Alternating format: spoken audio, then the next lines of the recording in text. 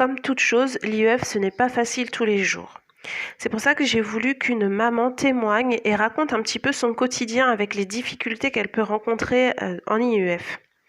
Elle veut bien sûr maintenir l'instruction en famille à son domicile, car pour elle, c'est la meilleure chose à faire, pour elle et surtout pour ses enfants.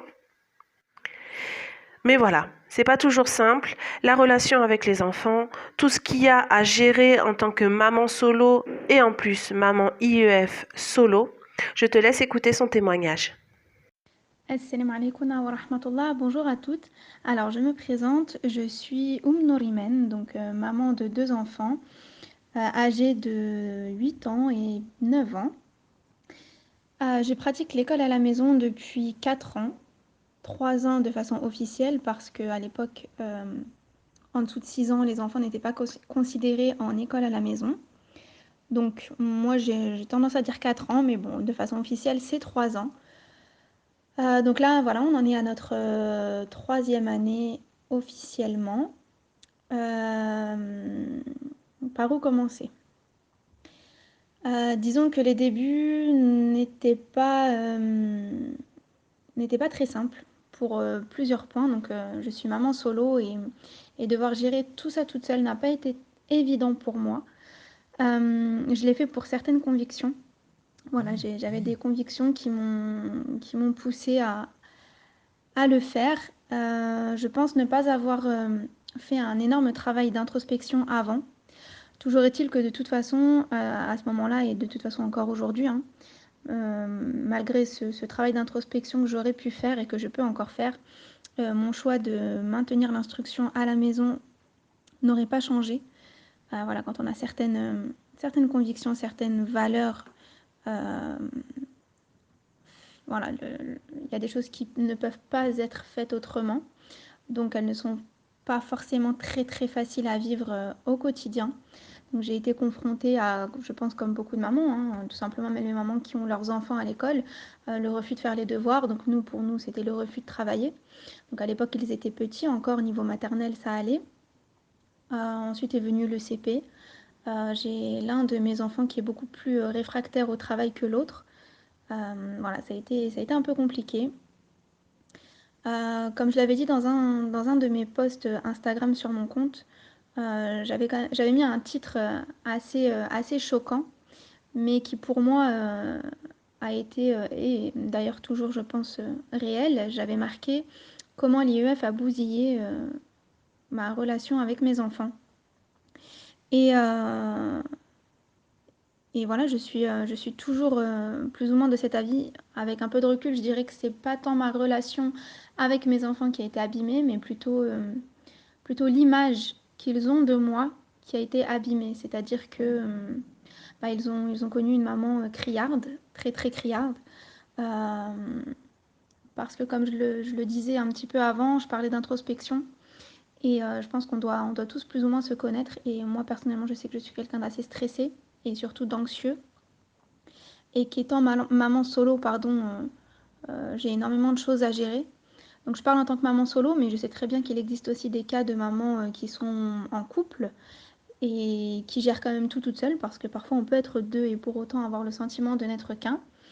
Donc, donc voilà, effectivement, voilà, c'est ce mode de vie-là, le fait d'être toute seule à devoir tout gérer, quand on est une personne anxieuse, voire même anxiogène, c'est quelque chose qui fait qu'on peut eh bien, mal vivre certaines choses à cause des pressions que l'on a au-dessus de nous, à cause de la pression que nous-mêmes on peut être amené à faire subir à nos enfants, parce que bah, en règle générale, on va toujours être plus dur avec nos propres enfants qu'avec les enfants des autres.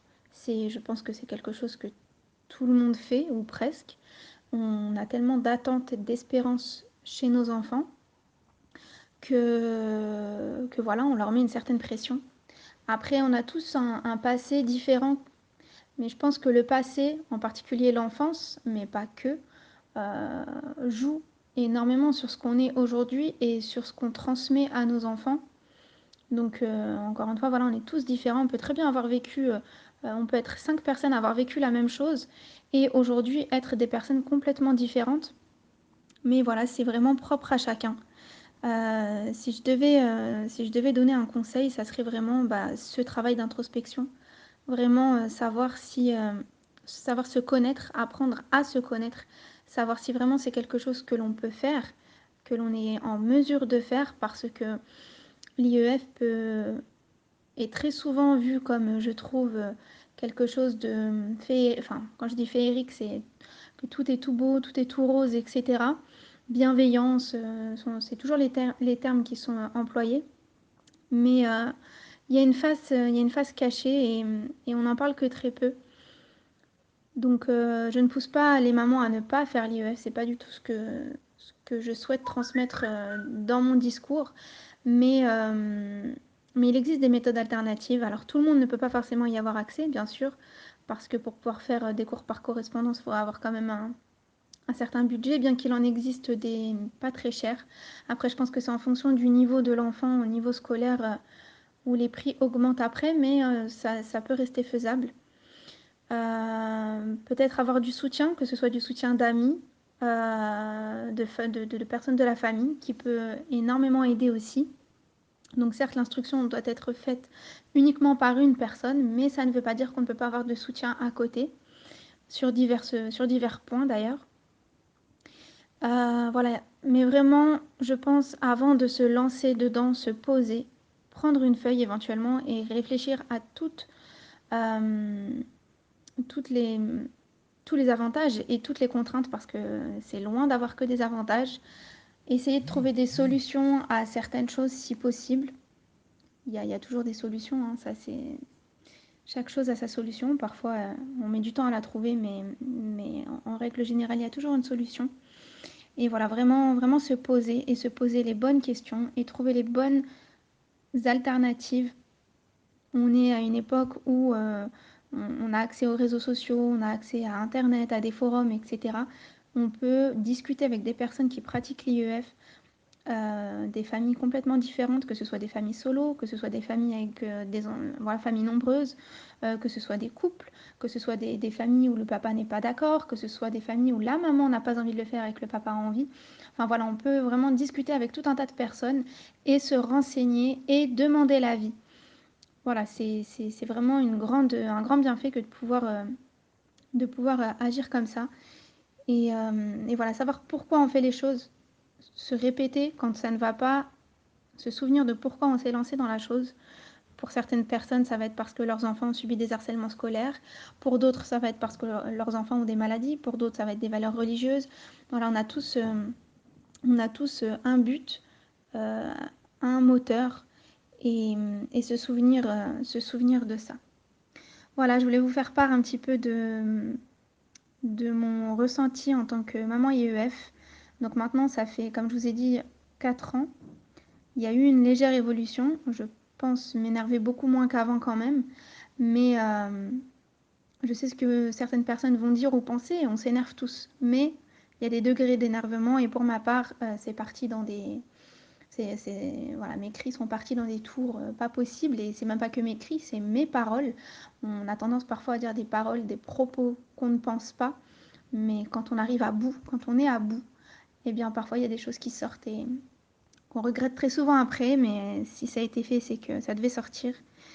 Et, et voilà, donc je vous invite vraiment à prendre conscience de qui vous êtes, de comment vous gérez les situations, de quelles relations vous avez avec vos enfants, voilà, quelles relations vous souhaitez avoir avec eux par la suite. Vous posez toutes ces questions et ne pas hésiter à, si vraiment votre but est de faire l'instruction en famille, eh bien de voir s'il n'y a pas des alternatives qui existent. Bon courage à toutes et surtout n'oubliez pas pourquoi vous faites les choses.